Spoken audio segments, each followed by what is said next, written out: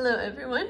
So in this video, we are going to be talking about different classifications of matter, and a couple of them we've been talking about all year, and then a couple of them may or may not be new terms for you.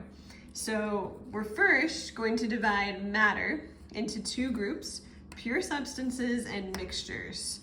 And within pure substances, we're going to say we have two types of pure substances: elements, which are obviously just elements from the periodic table, and compounds.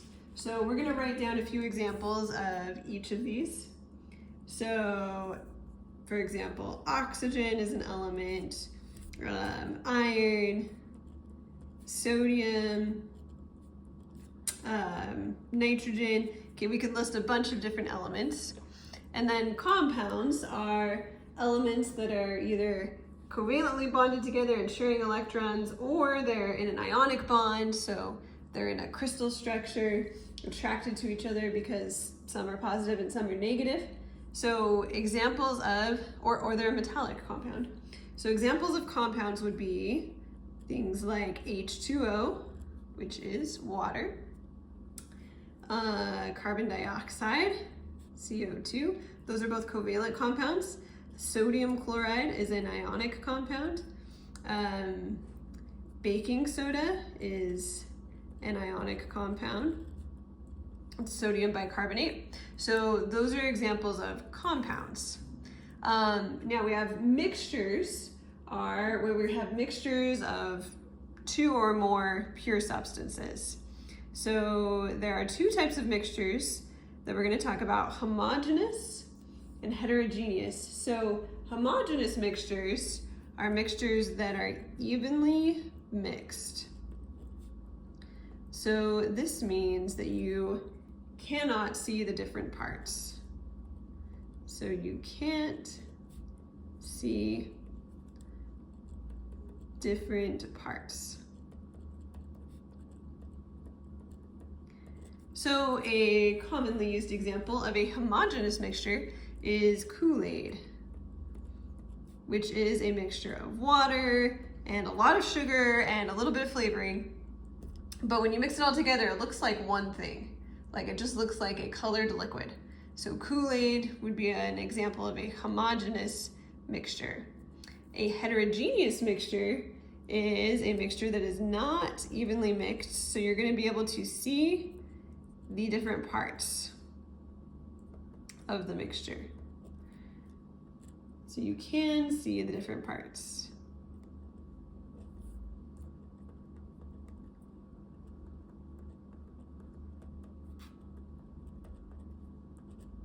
So an example of a heterogeneous mixture would be trail mix.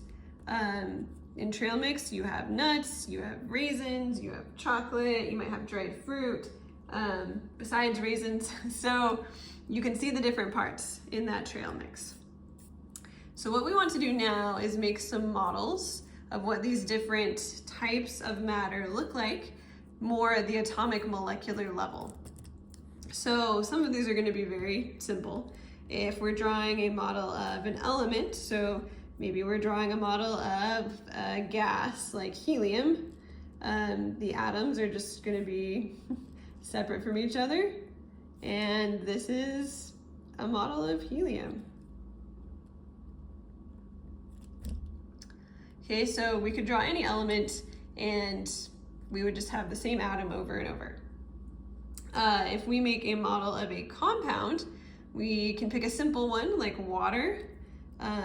Obviously we're going to have two different types of elements bonded together. So we're going to have oxygen, and here's our two hydrogens. And let's draw a couple more. Oxygen with our two hydrogens.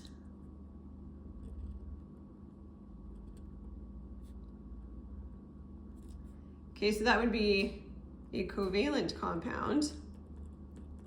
Or we might have an ionic compound where we've got sodium and chloride,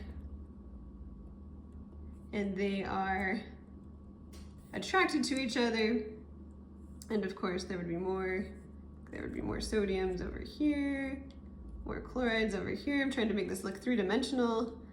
not great at drawing, so I'm not doing the best job. But we would have a three-dimensional crystal structure here. So this would be an ionic compound. Okay, so both of these are pure substances. Again, we said elements and compounds are pure substances. Now, if we have a homogeneous mixture, we might have something like water mixed with, say, salt. So to simplify this, instead of drawing out a whole water molecule and different salt ions, we could just draw, let's say we have one pure substance mixed with another. Let's say one of the pure substances we're gonna represent with these white unfilled circles, and then another pure substance we're gonna represent with these dark colored in circles.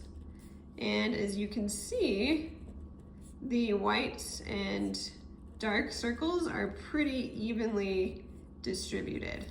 Like they're pretty well mixed.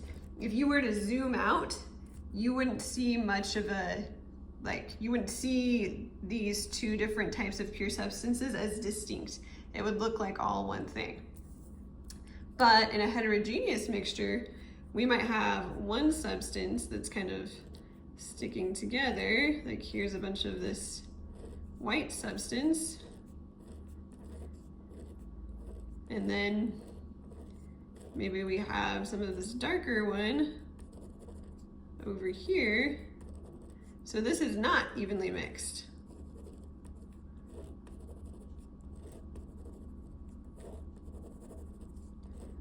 Okay, and then maybe we have some more of this lighter one right here. All right, so that would be heterogeneous. We have different sections, and if you were to zoom out and look at this macroscopically, you would be able to see the different parts. So those are our four classifications of matter.